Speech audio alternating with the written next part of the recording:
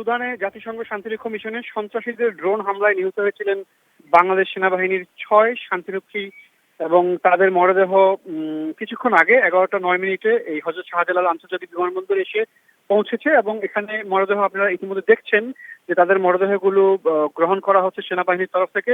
এরপরে বিমানবন্দরে একটি শ্রদ্ধা জানানো হবে, আপনারা সেটিও জানেন, এবং এরপর তাদের মরদেহ নিয়ে যাওয়া হবে বাংলাদেশ ঢাকায় সেনানিবাসে নিয়ে যাওয়া হবে। আপনাদেরকে যদি একটু জানিয়ে রাখতে চাই যে গত 13 ডিসেম্বর সুদানের আবেই এলাকায় জাতিসংঘ শান্তিরক্ষা মিশনের কাদুগলি লজিস্টিক্স বেইজে বিচ্ছিন্নতাবাদী একটি সশস্ত্র গোষ্ঠী বর্বরোচিত এই ড্রোন হামলা চালিয়েছিল। বাংলাদেশ সেনাবাহিনীর 6 বীর শান্তিরক্ষী নিহত হয়েছিলেন, 9 জন আহত হয়েছিলেন।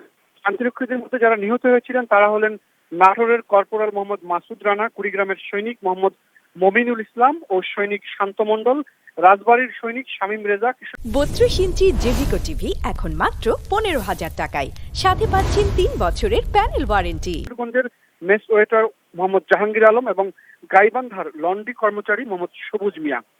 এবং এর মধ্যে যে 9 জন শান্তিরক্ষী রয়েছেন তারা কেনিয়ার নাইরোবির আগা খান ইউনিভার্সিটি হাসপাতালে তাদেরকে চিকিৎসাধীন রাখা হয়েছে। তাদের মধ্যে কয়েকজনের চিকিৎসা শেষ হয়ে হাসপাতাল ছেড়েছেন, বাকিরা শঙ্কামুক্ত এবং এদের আহতদের মধ্যে 3 জন নারী সদস্য রয়েছেন।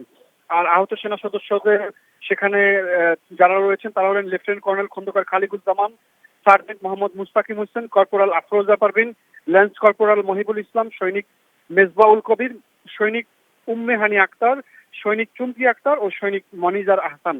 তো জাতিসংঘের পতাকাকালে আপনারা জানেন যে বাংলাদেশের এই শান্তিরক্ষী বাহিনী তারা দীর্ঘদিন ধরে জাতিসংঘের এই পতাকা তলে বিশ্ব শান্তি এবং স্থিতিশীলতা রক্ষায় জীবন উৎসর্গ করে তারা জীবনের ঝুঁকি নিয়ে সবসময় কাজ করেছেন এবং তাদের এই অবদান, এই 6 সেনা সদস্যের আত্মত্যাগ শান্তি প্রতিষ্ঠায় বাংলাদেশের অঙ্গীকারের এক উজ্জ্বল এবং গৌরবময় দৃষ্টান্ত হয়ে থাকবে বলে কর্মকর্তারা বলছেন। আশিক।